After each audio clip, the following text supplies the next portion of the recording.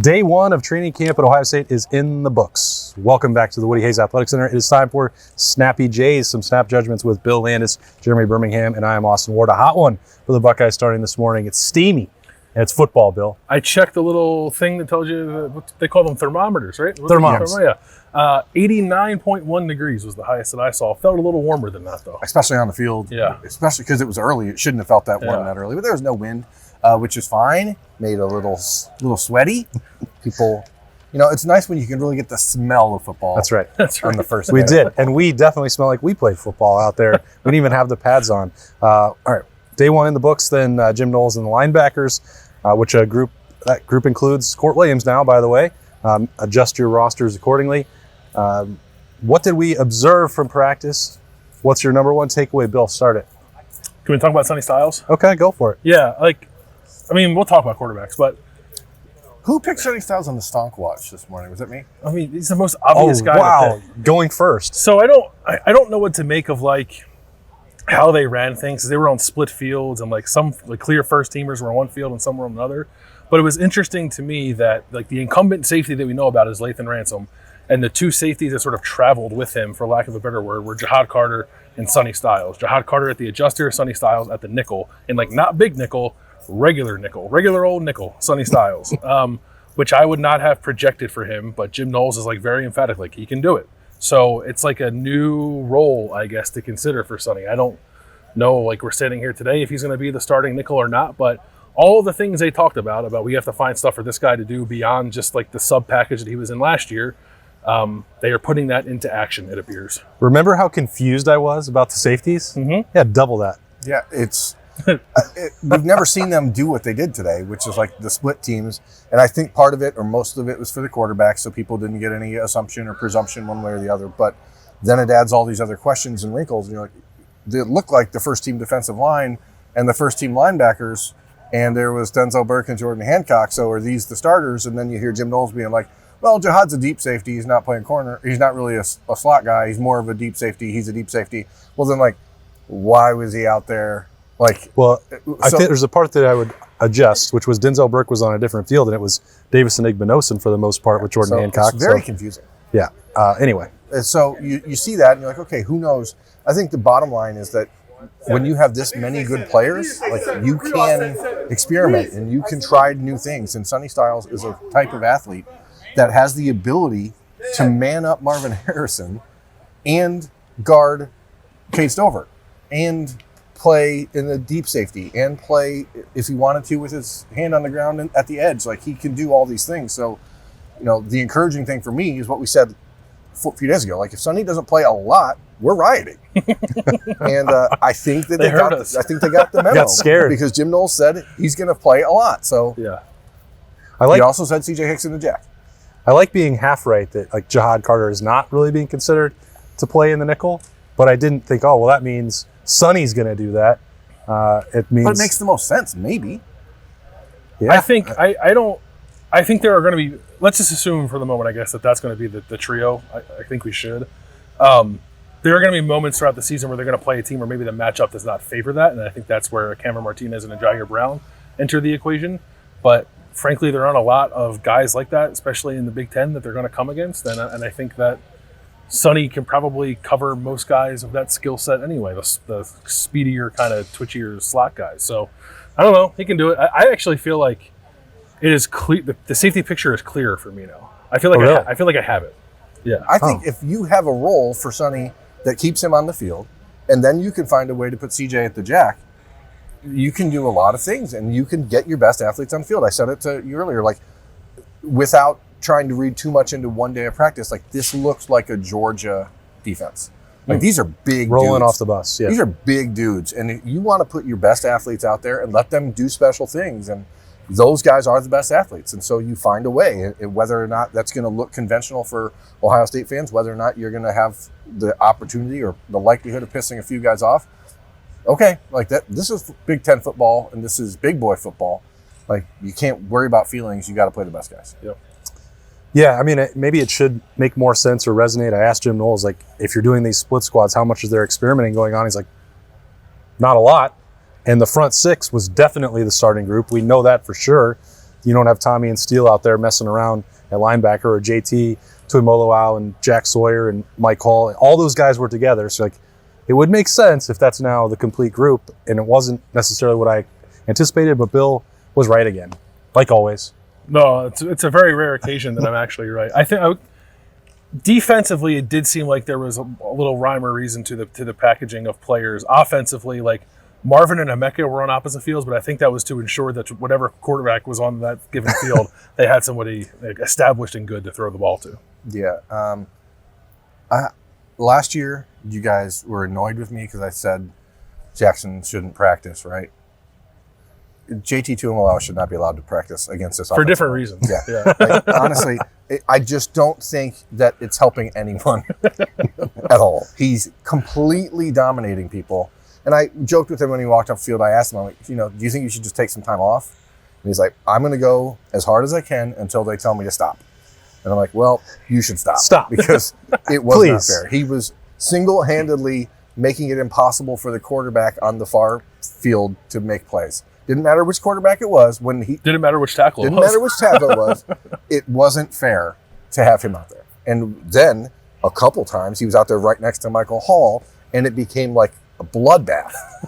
and he said, I'm trying not to go as hard as I'm not going as hard as I could today because we're not in pads. I'm like, there's more. If there's more than that, and you're going to embarrass these guys even more once you put on pads in 3 days, like, that's not fair. Get them off the floor. When you don't have pads on, it puts the offensive lineman at a disadvantage. Sure, a little bit. It's easier, but that also reinforces your point. Why did they need JT Tuimoloau out today on the first day? Like, you already know he's good. You're trying to get some work done. You want to evaluate the quarterbacks. And Ryan Day was going, I think, maybe bending over backwards to rotate. One drill was going to be Devin Brown, one was going to be Kyle McCord. Then they were switching fields and going back and forth.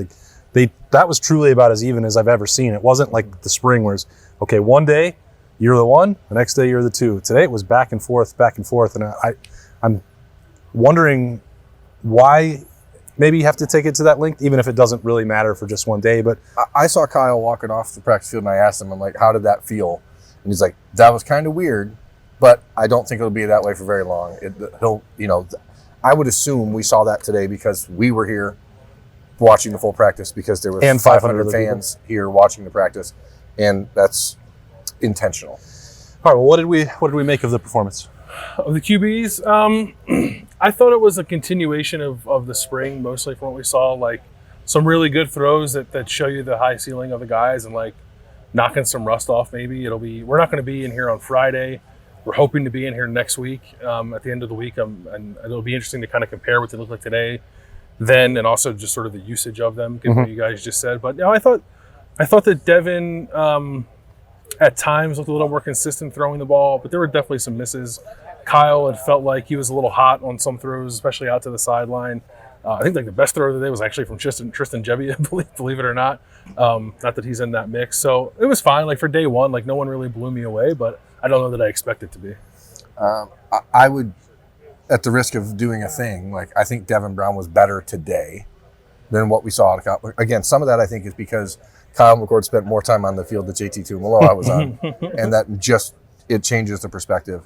But Devin also did what we would expect him to do. He's the one that made a couple of the worst throws of the day and threw a pick six to I think the only interception. The only interception we saw was a pick six thrown on a bad ball that Malik Hartford took to the house. So, like, I think that's sort of the give and take with Devin right now, is that he might have a little of that juice where he can go make the one throw that you're like, wow, and then the next throw is like, oh, wow, what are you doing? And so, Kyle didn't have any of those moments today, but I agree. I think he was a touch more consistent today than Kyle was. I don't know that Kyle McCord was inconsistent. I think that Devin Brown was much more consistent compared to his own performance in spring. And I'm not trying to be in one camp or the other. I know everyone knows how I think this is going to end, but I did think that Devin Brown had a more impressive day than any of the ones that I can remember in the spring, which is encouraging for him and encouraging for the part where Ryan Day says the battle is tight and we want to be able to play both, have faith in both, not play both, have confidence that if either one has to go on the field that they can win games. And I thought that Devin Brown showed that high level potential today. I thought that the interception was we're going to make too much of it just because it's the one thing that we really saw that flashed. But it was a reminder of he was trying to extend a play in a 7-on-7 and rolling to his left, and then makes a throw that you really just can't. There's going to be growing pains. I'm not going to hold that against him. And Kyle McCord missed some throws today. To be fair and honest with the assessment, that was true. Today's not going to determine the battle. No, it's not. And you raise an interesting point there, because I think, like CJ Stroud used to talk about this, like in practice you try stuff.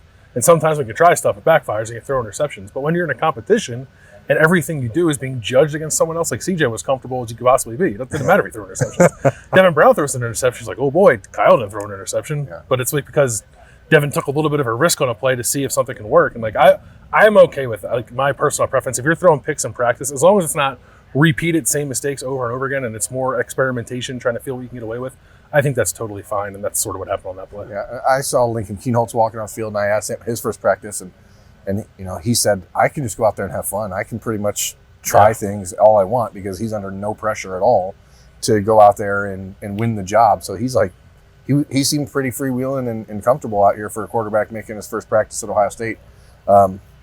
He did mention like he couldn't believe how much faster the game was. I'm like, a little faster than South Dakota. A little faster than Pierre, South Dakota. But he said some of that was just like adjusting to how fast these receivers are. Because like it's not just worrying about the defense. It's like you have to speed up to your own guys. It's like, oh, you're there already. So that becomes a challenge, and that's I think something Devin and Kyle are still adjusting. They have not played a lot of football here.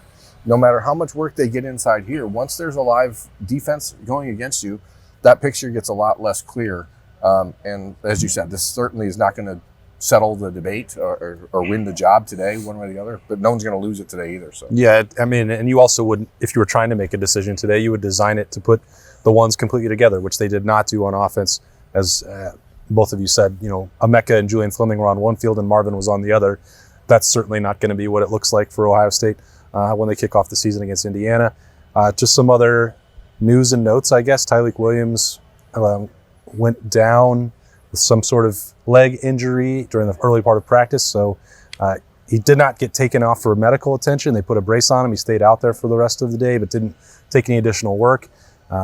Mitchell Melton did not appear to be completely full go. He took reps throughout practice, but just in spurts, one or two at a time.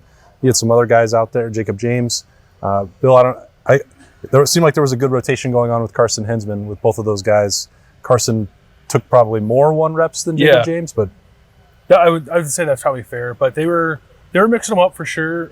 Even when they were doing stuff as simple as just snapping to the quarterbacks with nothing else happening, they made a point to rotate Jacob and Carson with Kyle and Devin. So that's a competition. Like it's good. Like it's not been talked about as such, but it's like nice to come out here and actually kind of see that stuff. And I would say the same thing about right tackle. Like we talked a lot about Josh Simmons and Tegra Shabola in the last 2 weeks, and the first right tackle out there was still Zimmelhalski. So he is part of that mix, even if his name hasn't been said a whole lot. And the second left tackle was Luke Montgomery.